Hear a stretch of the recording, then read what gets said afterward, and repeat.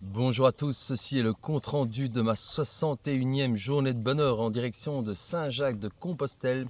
Hier, nous étions le vendredi 4 août et je vais attendre avant de vous dire ce que j'ai fait parce que c'était une sacrée journée hier. Je me suis réveillé au camping de Saint-Jean-Pied-de-Port sous une drache monumentale, une pluie magnifique, une douche italienne, c'était super. Et je ne savais toujours pas ce que j'allais faire de ma journée. Est-ce que j'allais rester à Saint-Jean-Pied-de-Port pour visiter un petit peu et prendre une journée de repos? Ou est-ce que j'attaquais directement la grosse côte de Roncevaux? Puisque pour ceux qui ne le savent pas, entre Saint-Jean-Pied-de-Port et Roncevaux, il y a le plus gros dénivelé du chemin que je suis en train de faire, à savoir plus de 1200 mètres de dénivelé euh, pour atteindre un col qui est à 1400 et des mètres avant de redescendre sur Roncevaux qui se trouve un petit peu en dessous de 1000 mètres, 900 quelque chose. Alors je ne savais pas ce que j'allais faire du tout. J'étais vraiment très hésitant. Et en fait, c'est en discutant au matin tôt, quand je me suis levé avec une randonneuse qui faisait la traversée des Pyrénées, qu'on parlait des visibilités quand on escaladait comme ça la montagne. Et je me suis dit, ce serait quand même génial d'avoir un petit rayon de soleil. Enfin, en soi, le rayon de soleil, c'est pas le plus important, mais en tout cas, ne pas avoir trop de nuages pour qu'une fois avoir escaladé un petit peu cette côte, je puisse regarder les Pyrénées de là où je suis, regarder en arrière, voir Saint-Jean-Pied-de-Port d'en haut. Quel spectacle ce devrait être. Et ce matin-là, c'était juste pas possible. Donc je me suis dit, si j'attends demain, j'ai une chance en plus de tenter de partir et d'avoir une visibilité, donc de profiter d'un paysage en traversant ce passage des Pyrénées. Donc j'ai décidé de rester à Saint-Jean-Pied-de-Port. Au matin tôt, je me suis rendu à l'accueil pèlerin de Saint-Jean-Pied-de-Port. Alors j'ai décidé de laisser une seconde chance aux accueils pèlerins, puisque pour ceux qui me suivent depuis le début, j'avais eu un accueil pèlerin qui ne m'avait pas beaucoup plu à la cathédrale de Reims. Alors j'insiste, ça s'est passé avec une personne, le contact s'est pas bien passé, elle n'avait pas beaucoup apprécié ma manière de faire mon chemin et ma manière de voyager, mais je ne remets certainement pas en cause l'accueil pèlerin de manière générale à la cathédrale de Reims. Peut-être cette même personne, vous aurez un très bon contact avec. Moi, je ne fais que vous expliquer honnêtement ce que j'ai ressenti. C'est ce que je fais à travers toutes ces vidéos. Je vous dis comment moi je vis les choses. C'est mon chemin. Je ne vis pas les mêmes choses que les autres. Donc, ce n'est pas une parole d'évangile. Je n'ai rien contre l'accueil pèlerin de Reims. Mais j'avais quand même gardé un petit goût amer de cet accueil.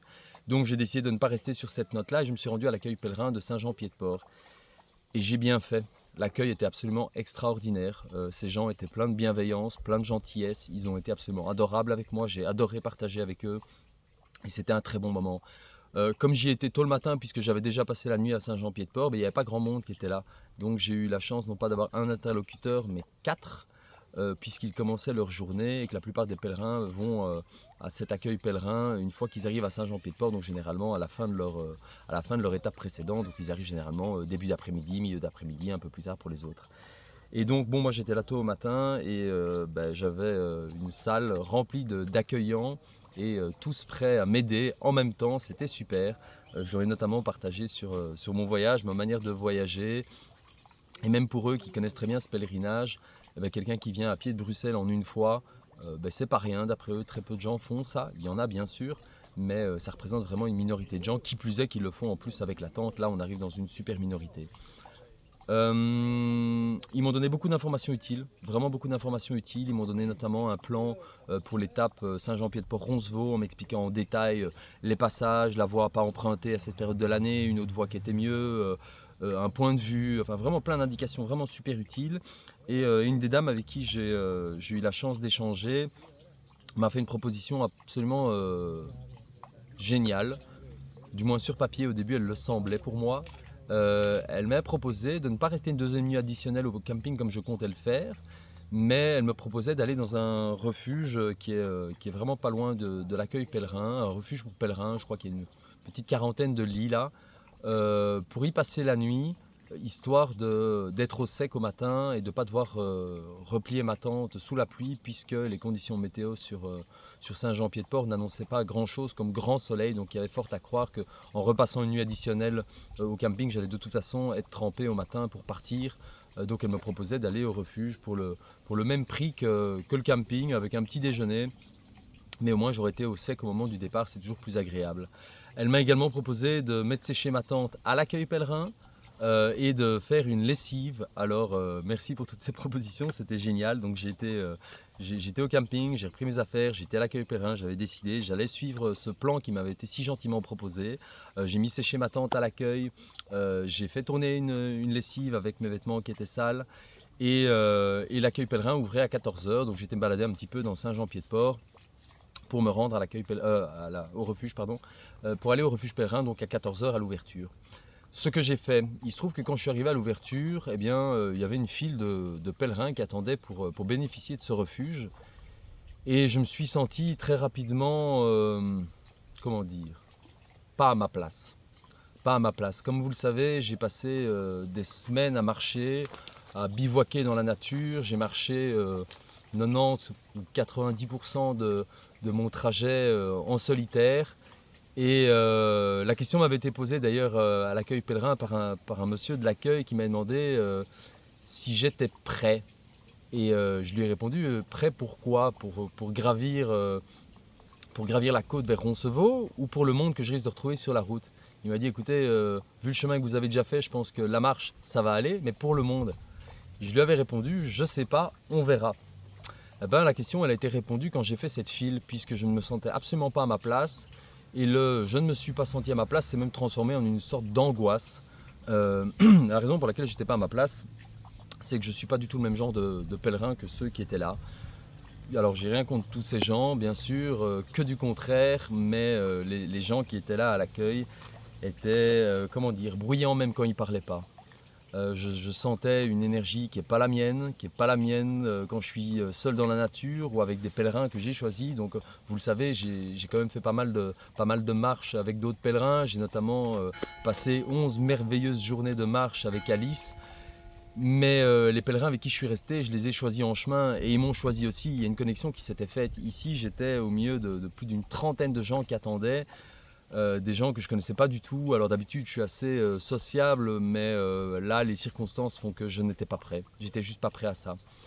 Et c'est au moment où, à 14 h pile, la porte du refuge s'est ouverte que j'ai pris la décision de sortir de la file, sachant que je perdais ma place. Et j'ai dit, je vais improviser, je verrai. Au pire, je retourne au camping, je change de plan.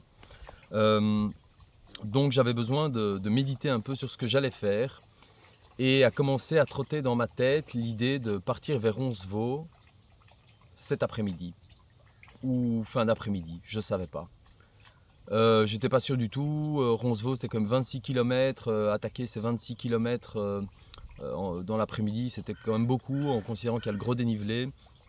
En plus, il n'était pas question de s'arrêter en plein milieu, puisque à l'accueil pèlerin, on m'avait bien expliqué que sur ces 26 km, c'était toute une zone pastorale, donc une zone avec des animaux de berger en liberté, des moutons, des vaches, des chevaux. Et là, le bivouac est totalement interdit. Sur ce chemin, c'est bien rappelé, il est marqué camping interdit, bivouac interdit. Ils sont stricts là-dessus, ce n'est pas une zone pour faire du bivouac. Donc, je me sentais pas spécialement dans l'envie d'aller à Roncevaux, d'autant qu'à Roncevaux, même principe, ce sont des refuges pour pèlerins ou des gîtes. J'étais pas prêt à ça, il y aurait probablement plus de place puisque les gens réservent la veille, etc. etc. Donc j'ai décidé de marcher un peu dans Saint-Jean-Pied-de-Port et je me suis rendu en direction de la gare. Alors non, je comptais pas prendre le train, c'est juste que je me baladais et que je visitais. Et à la gare, j'ai vu un garçon, Adrien, qui attendait. Je ne sais pas ce qu'il attendait, mais il attendait. Il était assis sur un banc. Et je l'ai entendu, malgré moi, discuter avec des gens. J'ai compris qu'il était pèlerin et qu'il n'allait pas tarder à arrêter son pèlerinage, mais qu'il restait encore au moins la nuit ici à Saint-Jean-Pied-de-Port. Et j'ai recroisé Adrien un petit peu plus tard dans la rue. Et j'ai senti que je devais lui parler. J'ai été parler à Adrien. Et on a directement sympathisé, on a discuté en expliquant un peu mon trajet. On s'est vite rendu compte qu'il me connaissait déjà puisque d'autres personnes lui avaient déjà parlé de moi. Il avait rencontré Ingo, cet Allemand, un champion de l'aventure et du bivouac qui fait son 3e pèlerinage en direction de Saint-Jacques-de-Compostelle. Il avait rencontré Ingo, il avait rencontré également d'autres jeunes qui lui avaient dit qu'ils suspectaient qu'il y avait un moteur dans Jack, tellement j'allais vite quand je marchais qu'ils n'arrivaient pas à me suivre, bien qu'eux avaient également une très très belle vitesse de marche, je me souviens très bien d'eux. Et donc on s'est rendu compte qu'ils me connaissaient. Il se trouve qu'il retournait en ville et qu'il allait dans un autre sorte de refuge pour pèlerins, une sorte de petit gîte pour pèlerins. Et entre-temps, j'avais reçu un message d'Ingo qui me disait « je serai à tel refuge ». C'était le même. je me suis dit je vais l'accompagner et si jamais il y a de la place, c'était déjà une structure un petit peu plus petite, s'il y a de la place, j'irai passer la nuit là-bas. J'ai rencontré Adrien, je connais Ingo qui va pas tarder à arriver sur Saint-Jean-Pied-de-Port, partager un gîte même s'il y a plus de monde déjà avec au moins ces deux personnes avec qui une connexion s'était faite, hein, faire ce que je disais un petit peu plus tôt dans la vidéo. Voilà, je le sentais mieux. Donc j'ai accompagné Adrien et malheureusement pour moi, arrivé à ce gîte, il n'y avait plus de place, ils étaient complets. Donc ça ne permettait pas de concrétiser ce plan-là. Mais j'ai rencontré quelqu'un. J'ai rencontré quelqu'un avec qui j'ai discuté de ma potentielle idée de partir fin d'après-midi pour attaquer la côte vers Roncevaux, ce fameux gros dénivelé, tout seul cette fin d'après-midi puisque je ne savais pas trop quoi faire, que toutes mes affaires étaient sèches, que j'hésitais à retourner au camping au risque de remouiller ma tente. J'avais envie de partir cette fin d'après-midi. Et il se trouve que la personne m'a montré un plan, la personne connaissait très bien les environs, connaissait bien la montagne.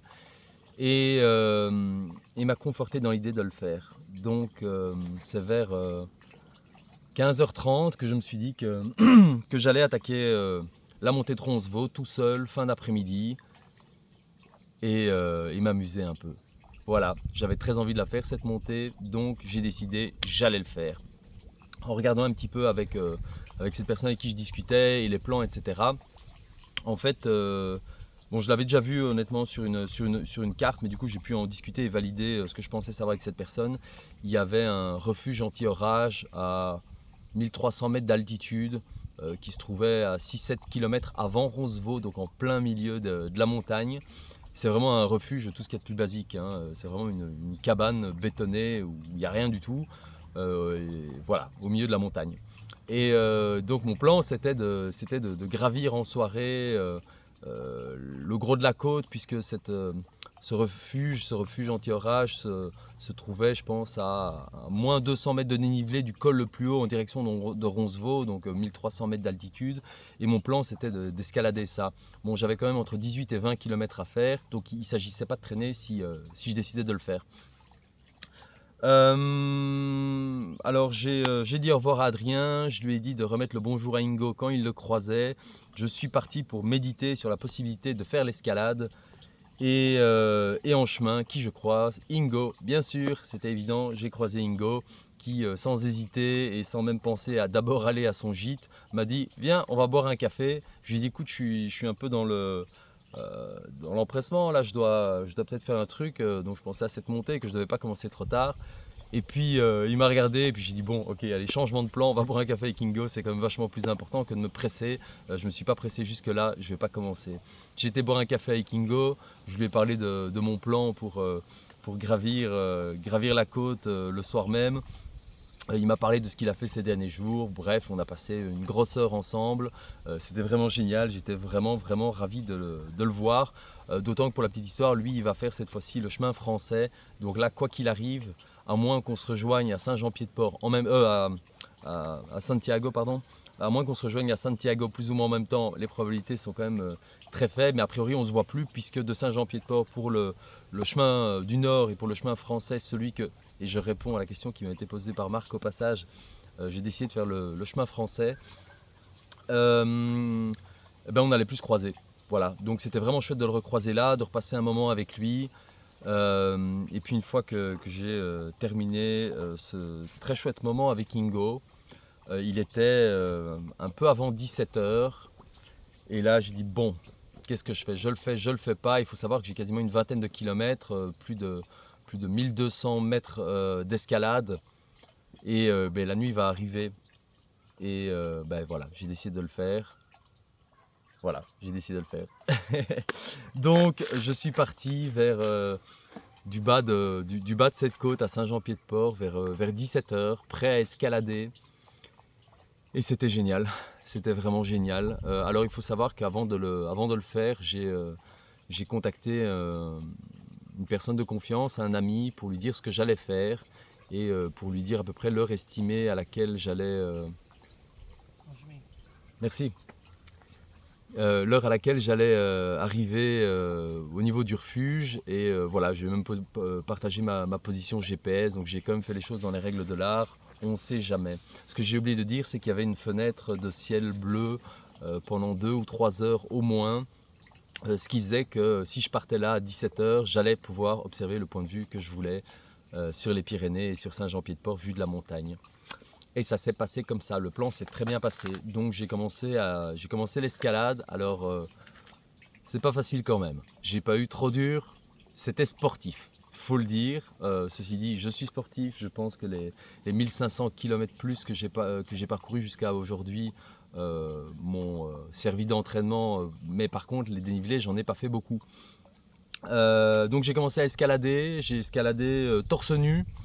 Il faisait trop beau, c'était génial, et plus je montais et plus ça se refroidissait légèrement. Et à un moment j'ai croisé des bergers, j'ai croisé beaucoup de bergers basques sur le chemin qui m'encourageaient, c'était vraiment génial. Et puis j'ai blagué avec un, j'ai dit ouais, je prends le frais, il fait bon à cette heure-ci, c'est une bonne heure pour monter. Il dit ouais, tu vas voir, il va faire encore plus frais là-haut. Et je me rendais pas compte à quel point sur l'instant il avait raison, puisque effectivement, dès que j'ai passé 900 mètres d'altitude, donc avant ça j'ai eu mon point de vue sur Saint-Jean-Pied-de-Port, sur les Pyrénées, c'était absolument magnifique, le moment pour monter était parfait, ou presque. En tout cas pour la vue c'était génial. Mais bon, j'étais quand même un petit peu tard et l'idée c'était de trouver ce refuge et de le trouver avant la nuit tombée.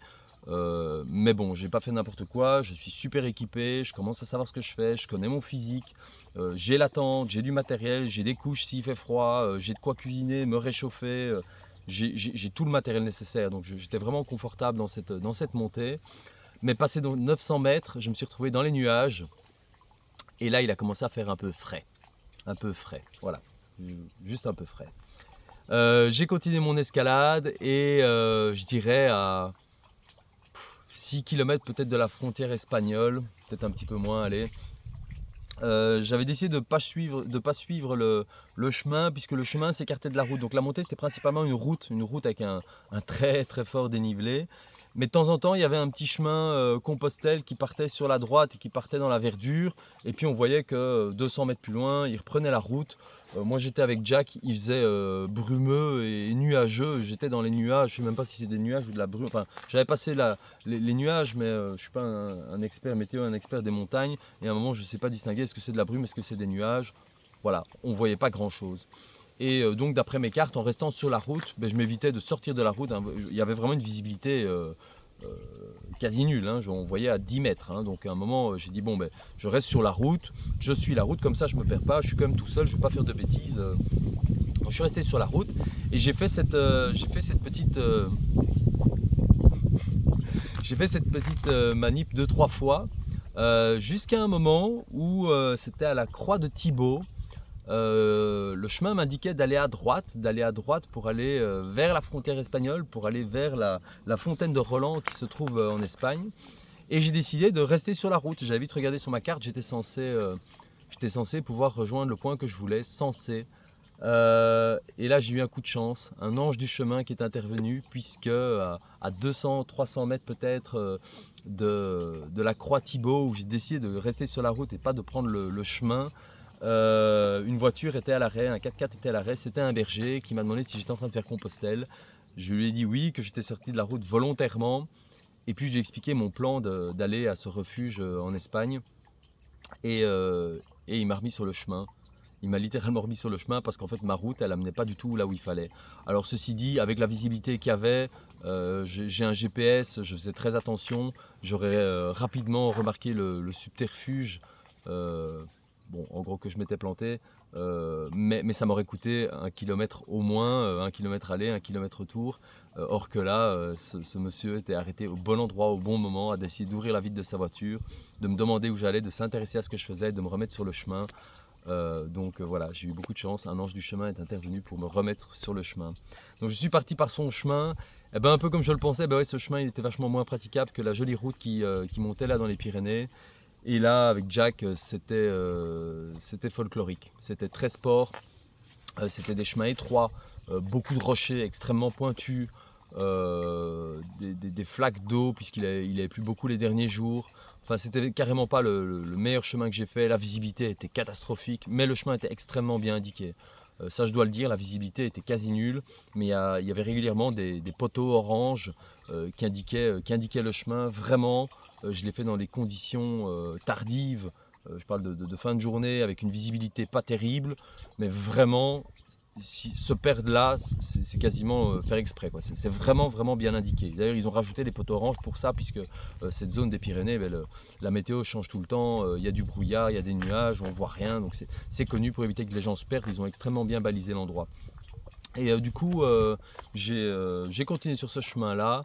Et quand même, plus j'avançais, moins je trouvais ce refuge. Enfin, plus j'avançais, plutôt je me demandais si j'allais trouver ce refuge, puisque pour Roncevaux, ça faisait loin. Et puis à Roncevaux, j'avais quand même rien du tout. Il n'était pas question de faire du bivouac à Roncevaux.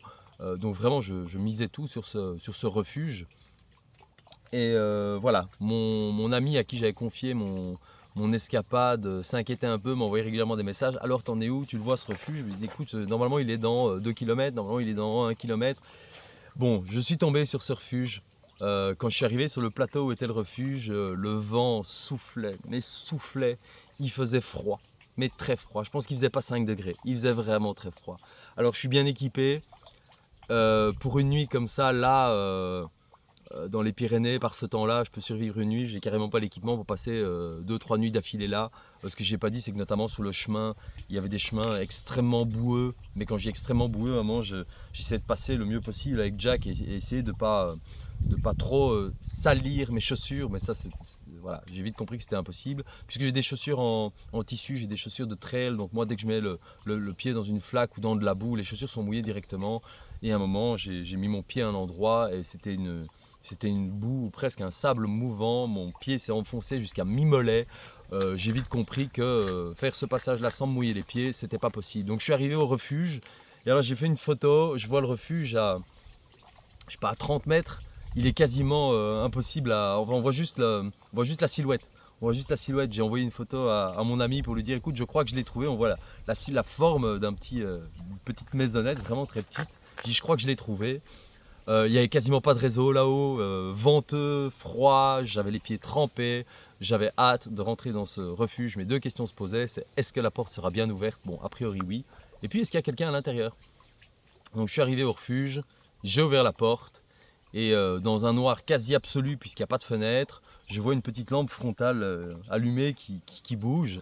Et je fais la connaissance d'un monsieur d'une cinquantaine d'années qui est écossais et qui était en train de faire la traversée des Pyrénées, qui était à son 38e jour, je pense, donc il avait quasiment terminé. Il a traversé d'est en ouest. Et il était 21h15, si je me rappelle bien, quand je suis arrivé. Donc j'ai fait 20 km. J'ai fait 20 km avec 1200 mètres de dénivelé, entre 17 et 21h15. C'est pas mal, hein, c'était quand même assez sport, considérant qu'il y a des morceaux de chemin où j'étais vraiment, vraiment au ralenti. Mais il y a d'autres moments, j'y allais en mode sport et les côtes, j'y étais fort, mais je m'arrêtais régulièrement et de nouveau, je sens bien mon corps, je l'écoute. Il n'y a pas eu aucun signe de mon corps qui n'appréciait pas ce qu'il était en train de faire. Je crois même qu'il était content. Ça faisait longtemps que j'y pensais, moi, à cette côte de Roncevaux. J'avais très, très, très envie de la faire, j'avais hâte de la faire. Donc j'ai fait la connaissance de ce monsieur, je me suis installé. Alors imaginez le truc, hein, c'est une petite cabane en béton où il n'y a rien, hein, il n'y a absolument rien. Il y a 4 murs et puis il y a 2 espèces de tables, ça fait un coin en L comme ça, bétonné à je sais pas moi, 80 cm du sol. Ça peut servir de siège et ça fait office de 2 places qui permettent de mettre des matelas et des sacs de couchage pour dormir. Donc je suis arrivé là, je me suis fait une petite boisson chaude pour me réchauffer, j'ai directement séché mes pieds, changé de chaussettes, enfilé un pull, il faisait vraiment vraiment froid même là à l'intérieur. Et on a papoté un petit peu avec ce monsieur et puis je crois une demi-heure, 3/4 d'heure après, la porte s'entrouvre et vas-y pas qu'il y a un troisième randonneur qui arrive, un jeune d'une trentaine d'années qui lui aussi était en train de faire la traversée des Pyrénées mais qui avait commencé il y a 4 ou 5 jours, qui lui le faisait d'ouest en est.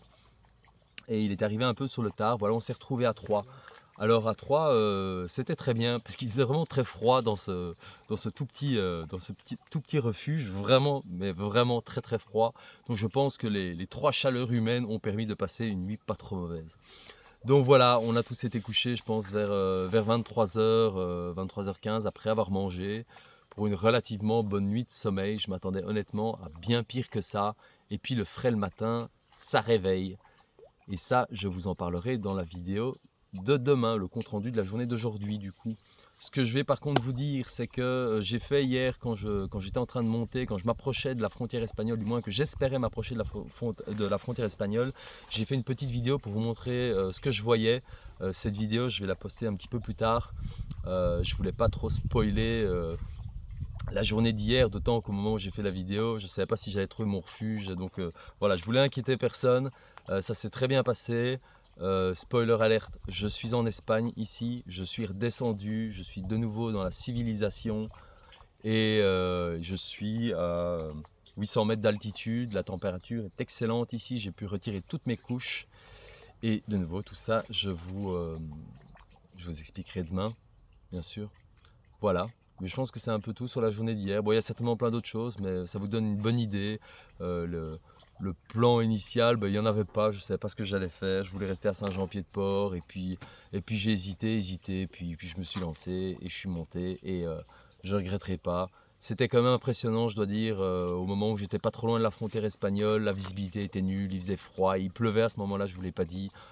C'est quand même impressionnant. Je conseille pas vraiment à quelqu'un qui ne le sent pas de faire ce genre de choses, de partir le soir tout seul pour faire ce genre de chemin. Je le conseille vraiment pas, surtout si vous n'avez pas le mental pour, parce que ça peut faire un peu peur. Hein. Je n'étais pas stressé du tout. Je me disais qu'au pire, je trouve pas le refuge. J'avais tout l'équipement pour rester là dans la montagne une nuit, au pire des cas. Mais voilà, c'est quand même sport et faut le sentir, quoi. Faut avoir confiance. Mais j'avais une foi absolue en le chemin, comme chaque jour, et je savais très bien que ça allait bien se passer. Voilà, sur ce, je vais arrêter cette vidéo-ci. Je vous souhaite à tous, bien évidemment, une très bonne après-midi. Et puis je vous souhaite à tous un bon chemin.